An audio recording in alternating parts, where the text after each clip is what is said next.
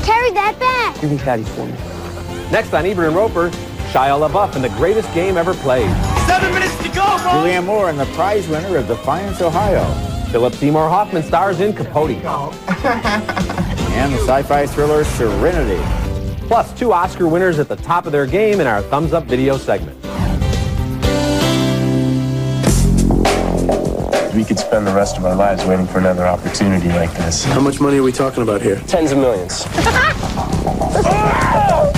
Jessica Alba and Paul Walker are treasure hunters who dive into the blue. I'm Roger Ebert. And I'm Richard Roeper. Our first movie is Into the Blue. It's starring Jessica Alba's buttocks and Paul Walker's pecs. And if you ask me, Alba's rear end is a much better actor. In what may be a record for shots taken from behind an actress, we see Alba in a variety of bikinis and short shorts. And if you think I'm obsessing about this, talk to the people who made this movie. They certainly weren't concerned about things like plot or character development. Walker plays Jared, Alba plays Sam. You think I'm going back in there with those things? Bryce, they're not aggressive. It's the tiger sharks you need to worry about. Yeah, she's right. Those tiger sharks are bad news. Those are the ones that are furry that have the stripes on them. As a joke. Yeah. He's funny now, this guy. Okay. And that's Scott Kahn as Jared's obnoxious lawyer friend Bryce. And Ashley Scott in what I think is the closest thing to an actual performance in this movie. She plays Amanda, a party girl who's more predatory than a shark when she senses coke or treasure. We report that plane as soon as we can make a claim.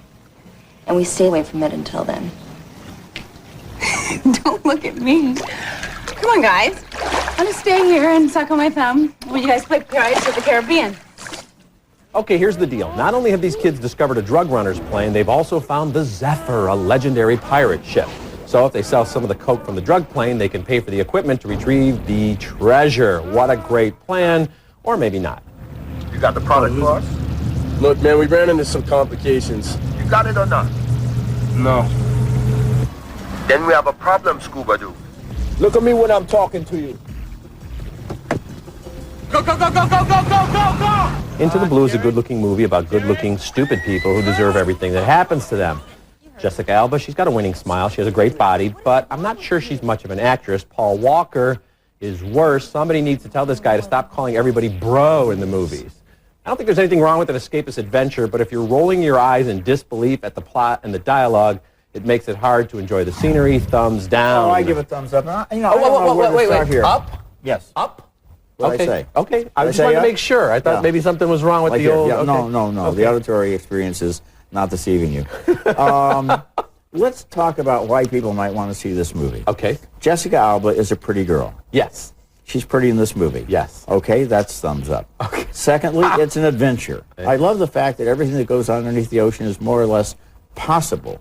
Really? Yes, I love the fact it's an old-fashioned adventure story, telling a story, and I got involved in the way the characters interact. They affect each other. The friend who comes down from New York affects the Paul Walker character, makes him change his mind. I loved all of that stuff, and I loved the photography, and I loved it as an escapist entertainment involving attractive people that's obviously doing fun I mean, things. they're obviously not reserving, seats at the Academy Awards when they planned out this movie. I understand that, Roger, but it's just so Nobody stupid. going and to you're this talking movie- about getting involved with the characters. I don't even think the characters are that involved with each other. I mean, it's just Nobody, so stupid. You have to ask, what do people go to a movie like this Right. for? And I'm telling you, what they go to this movie for is what they get in this movie. I think you do have to hang some sort of, within the escapist adventure, logical turn of development, not that so that you're not just going like this with the whole assuming thing. they find the coke and the treasure. Oh, yeah. Everything else is logical. Well, okay, they find the plane just happens to be next to the ship that no one's been able to find. It could be. And I wish you'd give it up for this movie. I mean, you're so absolutely above having a good time.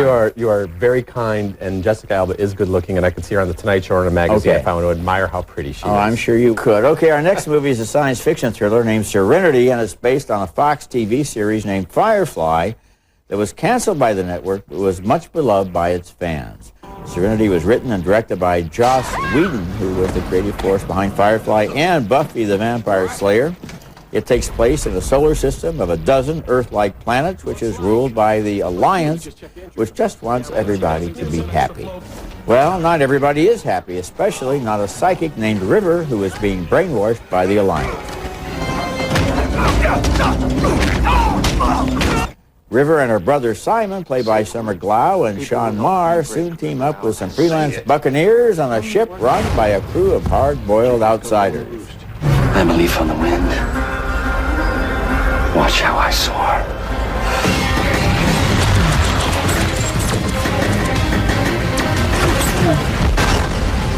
The hell? It's okay. I'm a leaf on the wind. What does that mean? The climax is a battle where the screen is so crowded with spaceships that there's less danger from enemy fire than from a head-on collision. I couldn't even follow all of this action, but then neither could they. Serenity has the joy and exuberance of an old-fashioned space opera, and I give it thumbs up. I give it thumbs up as well because of that, Roger. Exactly what you said. It has such great energy, and it has a wonderful sense of humor about itself. A lot of the cliches you get in these Star Trek-type adventures where the captain says something like, well, you ought to run this ship, and the guy goes, yeah, and he goes, well, you can't. Yeah, you know, I mean that's that funny line. stuff. Yeah. So just when you think it's getting too heavy about, oh, the future's going to be dark and the Alliance wants to control our thoughts and all that, it has a great sense of humor about it, an attractive cast, and it's just a lot of fun. And you know, one thing I kind of enjoyed is the fact that one of the interior spaces on the spaceship looks amazingly like a loading dock. Yeah, it does. Well, you know, they probably had to cut a little thing here and there in the budget. Okay, coming up, Julianne Moore is the prize winner of Defiance, Ohio. Read Richard Roeper at Suntimes.com and Roger Ebert at RogerEbert.com.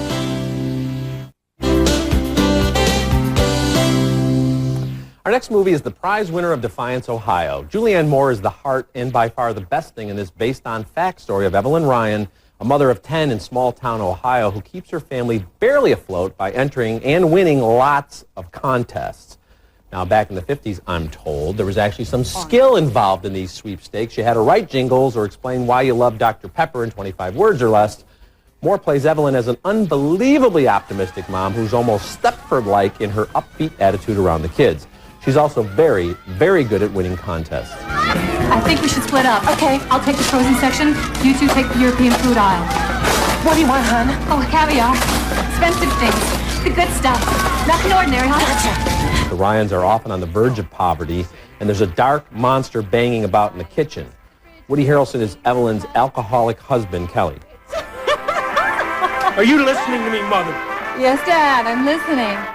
You know what your problem is? No, Dad, I don't. You're too damn happy. Harrelson's role is one-dimensional, and so is the performance. He's a miserable man, and Evelyn's excuses for his behavior don't wash. Ellery Porterfield does a nice job playing teenage daughter Tough, who can't understand why her mother would stay with an abusive, destructive man who's never going to change. You've been stuck in the house for 20 years, cooking and cleaning and taking care of a bunch of crappy kids. Don't use that word, especially in regards to yourself. But you could be living in a city, writing for a newspaper, having an interesting life. I do have an interesting life. Your life stinks. The real-life Tough grew up and wrote a touching memoir about her mother, but the movie version, even dressed up with all sorts of cinematic gimmicks, is just a bit thin and uninvolving. I give it a respectful, mild thumbs down. I would give it thumbs up. And you know, abusive alcoholic husbands usually are one-dimensional. There's a second dimension. It's when they get all weepy and they apologize after they sober up, and that's just as disgusting as when they're violent. What's amazing to me is the question that's the subtext of this whole movie: how much of this husband can this woman take? Right. And obviously she has been trained in the 50s to be this chirpy, bright, perfect mother and housewife who keeps the family together, puts food on the table, negotiates with the milkman, and deals with this monster in the kitchen for year after year after year, and it's heroism. It's actually heroic, and there are women who have had to go through things like this. Absolutely, and I'm not disparaging the real story or how tough it would be, especially in the 50s, for a woman to leave in that situation, although she's not like most 1950s housewives who were in that situation, because she doesn't need him financially or in any way to support this family, because he doesn't know anything. He just bleeds them dry all the time. They're Catholics. She doesn't believe in divorce. The priest comes over and counsels her to stick with him. The cops come, and they're the husband's buddy. She can't get any support from anybody around her, and if she left with her kids, that would be a disgrace, so she's stuck. It's a tough situation, and it is, it's a well-made film. There are some great touches. I just felt we just got those two elements again and again, Roger, and that's why I'm saying I'm just barely giving it a thumbs down. Okay, coming up later in the show, a movie that is sure to get Oscar nominations, and next, Shia LaBeouf in the greatest game ever played. We now lack but one essential to complete the swift appointment of our round. Your clubs. My club, sir. Caddies aren't allowed on the course. And Mr. Campbell sees me out Let there. me worry about Campbell. Go, get those clubs.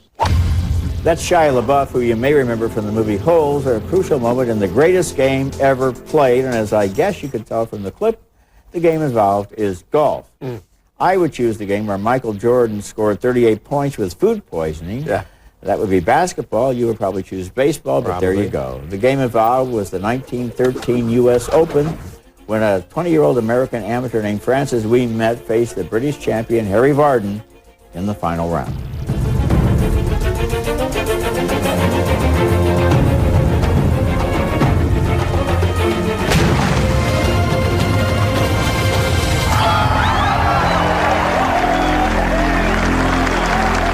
Ouimet comes from a working-class family at a time when golf is supposed to be for rich folks, and his humble father, played by Elias Koteas, doesn't think he ought to be playing golf. Those men don't have to earn a place in this world. It's given to them. Now you go tell them that you can't do this. I won't do that. So help me, when this is over, you find somewhere else to live. A lot of scene stealing goes on with an actor named John Flitter, who plays Ouimet's caddy and is 10 years old, going on 40. One putt will get that par. Nice and steady now. Make it roll, it'll seek the hole. Easy peasy, lemon squeezy. That kid reminded me of young Mickey Rooney. The greatest game ever played starts sort of slow with a retread of most of the stuff that's in every movie about a sports underdog. He has to practice on his own. Everybody discourages him. His parents are against him. A guy like him has never done this before, all that kind of stuff. But then the last half of this movie becomes amazingly exciting. It's essentially a play-by-play of the events leading up to one of the most sensational upsets in sports history. And it helps that Vardon, the British player, is a gentleman and a class act, and like the American, also comes from a working-class background. Thumbs up.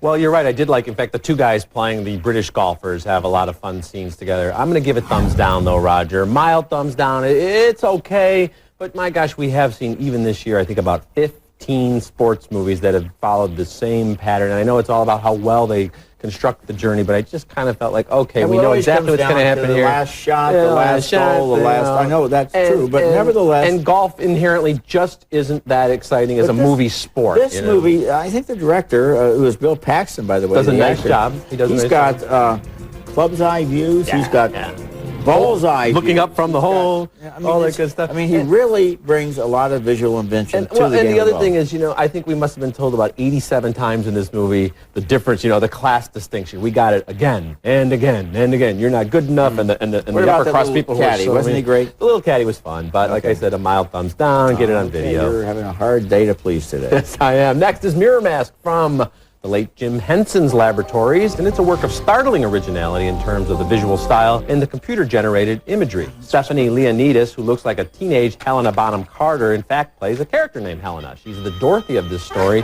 which takes place mostly in a dream populated by fantasy figures with more than a passing resemblance to people in Helena's real life. In the dream, Helena must find a magic mask that will bring the Princess of Light back to life. A girl like you came to our city from the darkness. She told us she was a princess. Our queen took her in. We had a party. The next day, the princess had vanished, and without the charm, we couldn't wake the queen. The Dark Queen captures her and gives her an extreme makeover. Just like me, they long to be close to you. Non-fantasy fans might grow impatient with the meandering pace and the slim storyline, but there are good performances from the actors who are often hidden behind masks and fantasy makeup. And like Judy Garland in The Wizard of Oz, Stephanie Leonidas is a cutely defiant and deeply likable heroine, so thumbs up. Okay, I'm a non-fantasy fan, and I grew restless. Okay. I love the visuals. You're right about that. It really is a great-looking film, but it's repetitive. I mean, once we get the landscape that's going to happen on the other side of the stream, it happens over and over and over again. There's no real sense of forward progress or of structure. Now, I realize in a dream there shouldn't be. Right. But then again, this dream just goes on forever, and it's hard to say what she should be doing, what she could be doing, what she has done, what that has accomplished. It just seems to repeat over and over in a series of these wonderful images. You're right, Roger. It's very random. It's very abstract. And I would agree that the dream sequence, there were a couple of times where I'm like, okay, wake up already. Yeah, It's maybe 10 or 15 minutes too much of that. But it's so beautiful and so different and has such a unique feel to it that I just feel like that it's worth But seeing. if it had been that beautiful and it had an engine behind it to push it And with a narrative, and it would have been a big thumbs up instead of just a thumbs up. A film. Okay, I would be amazed if Philip Seymour Hoffman doesn't get an Oscar nomination for our next movie, Capote.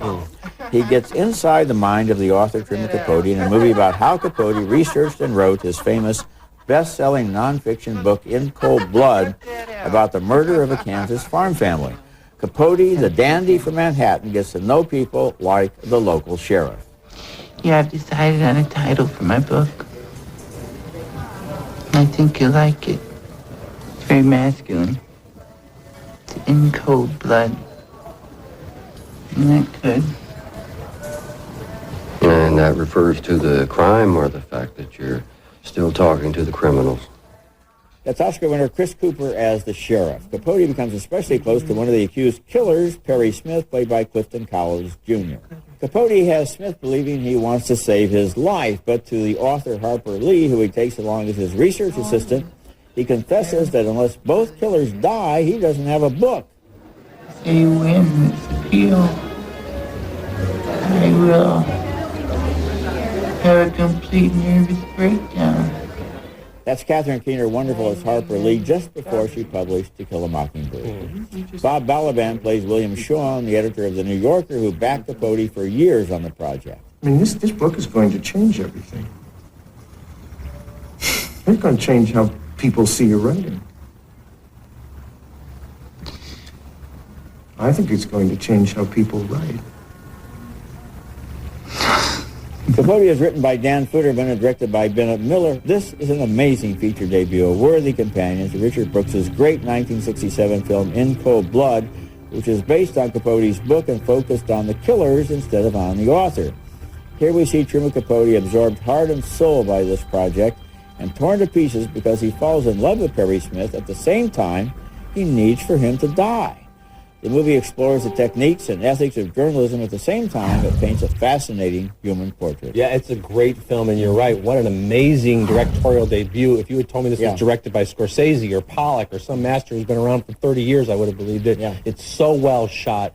And you're right about Philip Seymour Hoffman. How can he not get nominated? He's not, again, you know, we have somebody portraying someone who was very well known in the middle part of the 20th century. It's not just an impersonation. Of course, he has the affectations and the speech cadences and everything, but he gets to the heart of Capote, this hard-drinking, deeply troubled guy who was a great writer and loved and simultaneously exploited his subjects. I think it's very interesting they decided to write Harper Lee in. They kind of could have left her out, although she was Capote's research assistant. Sometimes I think But as played in this movie, she is a sensible, also hard-drinking person from the South who sees right into this guy and has sympathy with him at the same time is critical of him because she knows what he's up to. Well, she and Chris Cooper, the sheriff character, are sort of the conscience of this film. And there's some nice humorous touches, too, where people are saying, oh, Harper, she's got that book about birds coming out. And, of course, when she has her great success, we see that Capote, it's very, very hard for him to be in a room where he's not the center of attention. Yes, it is. Okay, we'll be back to recap this week's show right after this.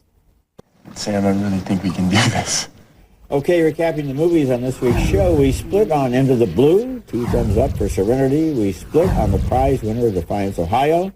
We split again on The Greatest Game Ever Played. We split yet again on Mirror Mask, but 2 thumbs way up for Capote. And if people see Into the Blue and they get mad, they can find the answer man and complain to him. Okay, coming up next. Not likely. Yeah, all right. Coming up next, if you're looking for something new on DVD, Nicole Kidman, Sean Penn, and Bob Dylan in our Thumbs Up videos. Ebert and Roeper's Thumbs Up video is brought to you by Nestle Raisinets. At the movies or at home, Raisinets. Come on, work with me, work with me. More. New on DVD, Robin Williams in Robots, which Roger liked and I did not, and Lords of Dogtown, which got a thumbs down from Roger and a thumbs up from me. And my pick this week would be No Direction Home, directed by Martin Scorsese. The documentary about Bob Dylan has been playing on PBS. It's now available on DVD. And it's an amazing job of capturing those 5 or 6 years when Dylan came out of nowhere and became the most famous and influential singer of his generation, and then rebelled against that importance and rebelled against being a spokesman. It's got a lot of good music in it. It's got even more good insights. Terrific. I'm recommending The Interpreter, which we both like, with Sean Penn and Nicole Kidman. Sidney Pollack, who I mentioned before, directed this. Great international thriller. And on the DVD, they have an alternate ending, which really, you know, sometimes I'm like, I wish they would just leave it alone. But this alternate ending is definitely worth checking out. Okay, next week we'll be back with reviews of In Her Shoes with Cameron Diaz and Shirley MacLaine, and Two for the Money with Al Pacino and Matthew McConaughey. And until then, the balcony is closed.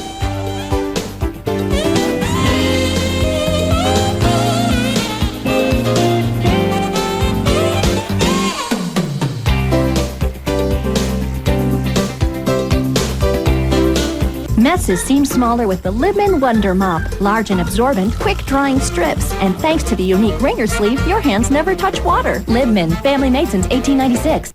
When you refinance at LendingTree.com, you can save up to $200 a month with a lower rate. Just think what you can do with the money.